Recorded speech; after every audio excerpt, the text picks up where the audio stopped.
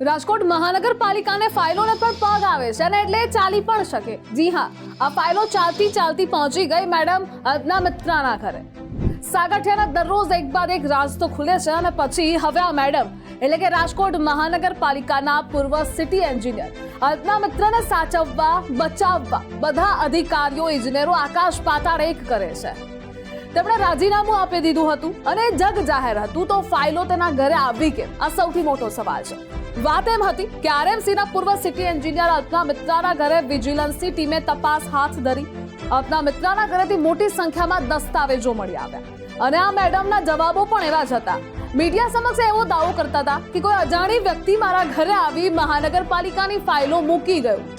અજાણી વ્યક્તિ મારા ઘરે આવી કોર્પોરેશનની ફાઇલો મૂકી ગયું। મારા ઘરે માત્ર સાસુ જ હાજર હતા।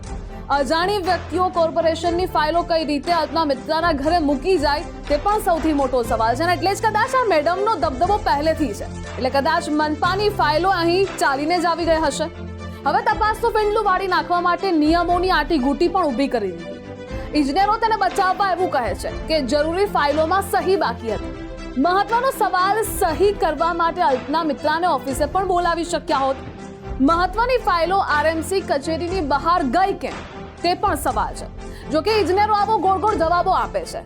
જેટલા ઇજનેરો ફાઇલ લઈ ગયા તેને કોની મંજૂરી લીધી, ઇજનેરો પણ અદના મિત્રાના ભાગીદારો છે કે શું તે પણ અહીં સવાલ થાય છે।